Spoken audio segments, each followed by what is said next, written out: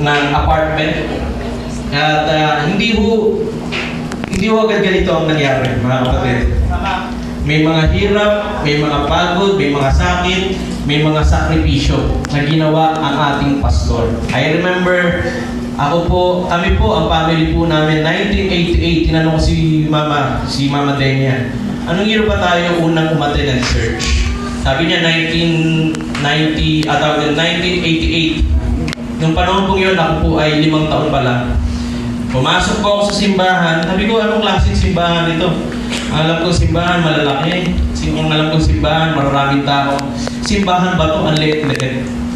So doon ho nakita kung paano pinagpala ng Diyos ang gawain pong ito sa pamamagitan po ni Pastor Louie.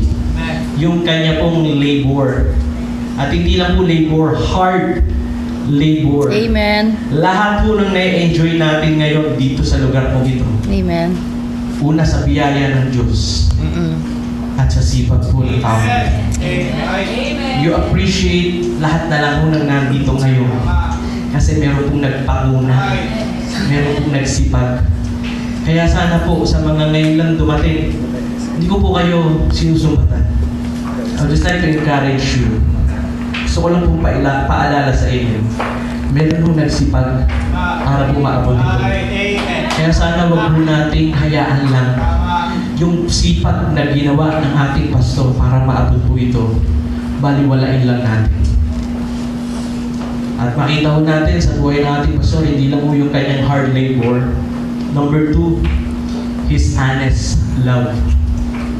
Si pastor pag nagmahal, sobra. That's right. Kita niyo yung video kanina. Diba? Pwedeng biro lang. Katawa-tawa. Sabi nung young people, Pastor, uuwi na po kami. Sabi ni Pastor, hindi, dito na kayo kumain. Diba? Kakainin na lang ho nila. Isusubo na lang ho nila. Yung mga anak pa ho natin ang kakain. Naisip po ba natin yun? Ang pastor natin, yung kanyang pagmamahal sa bawat isa sa atin, bina-Bible study ka. Kumakatok sa pintuan. Sabi, natatawa nga ako doon sa hindi lang natin masyado maintindihan. Sabi niya doon sa isang bina-Bible study, 5 beses na kita pinupuntahan. Baka sa pang-anim doon, makapag-Bible study na ako sa inyo. Ang dami nating dahilan, dami nating reason. Pastor, next time na lang po. Pastor, next time na lang po. Pero hindi nyo ba naisip? Hindi naman tayo kaano-ano ni Pastor. Sino ba sa atin dito ang bukod syempre sa pamilya niya, pero marami ho sa atin dito karamihan. Hindi natin kaano-ano si Pastor, pero kung paano tayo mahalin ni Pastor. Yung pera na lang para sa kanila. Pag 1 linggo nila, iniisip pa rin niya, miyembro. Matutulog na lang, magpapahinga na lang, bonding time na lang nila Sister Marie. Ano pa rin iniisip niya? Miyembro para ipanalangin. That is his honest love sa bawat sa po sa atin. Ganun po tayo kamahal ng ating pastor. Na minsan yung iba sa atin, na naaalala natin, diba? Yung magagandang ginawa sa atin, hindi natin naalala. Pero yung maliit, na sabihin natin, pagkukulang lang, yun lagi ang naalala natin. Para ba sa isang typewriting, meron lang isang tuldok dyan. Hindi mo nakita yung puting typewriting, ang nakita mo yung tuldok. Yung kamalian. Mga kapatid, ang pastor po natin, sincere, honest, kung magmahal po sa bawat isa sa atin. Amen. And then pag-uli, sabi ko nga po kanina, lahat po tayo dito ay bunga ng kanyang pagpapagal. Yes. Bunga po ng kanyang hard labor. Bunga po ng kanyang honest love. Pangatlo, maalala po natin kay Rev. Lou, sa ating pastor, yung kanya pong high legacy. Yes. Na tayo po, hindi nyo na po mapapasubalian ang katotohanan. Saan man kayo pumunta, umalis man kayo sa lugar na to, mapunta man kayo sa pang lugar, ang buhay po, ang patotoo po, ang ministeryo po, ang labor na ginawa sa inyo ni Pastor, hindi na po mawawala. Lahat po tayo ay tinatawag niya pong trophy Amen. of grace. Ang pastor na nagtrabaho, nagsipag, nagsikap, meron pong laging bunga.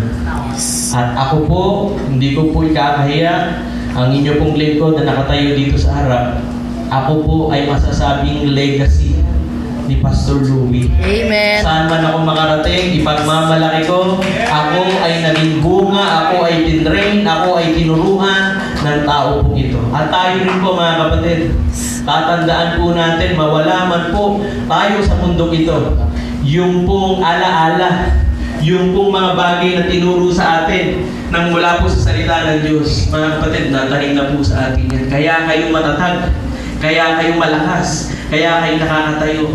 Kasi may isang pastor na naglilingkod, nananalangin, nagmi-ministeryo sa inyo. Kaya sa gabi pong ito mga kapatid, simple lang po. Balik tayo sa Jeremiah chapter 3 verse 15. Sabi ng Panginoon, I will give you pastors from my own heart. Kaya si Pastor Louie, bigay po sa atin siya ng Diyos. Galing siya sa puso ng Diyos. Amen. Mga kapatid, kung siya galing sa puso ng Diyos, mahal ng Diyos, mahalin din po natin si Pastor Louie. Hindi lang bilang pastor, bilang tao, bilang tatay, bilang kuya, di ba? Bilang kaibigan, bilang binigay po sa atin ng ating Panginoon. Tumayo po tayo lahat. And let us pray for our pastor. Sabi po ito, we believe kung tayo po pinapanalangin niya, maganda tayo rin po ipanalangin natin siya. And we request, Reblu, Ate Marie, dito po kayo sa harap. Siguro tawagin po natin ating mga deacons, pati yung ating mga officers siguro, na maganda pastor po natin ito mga kapatid.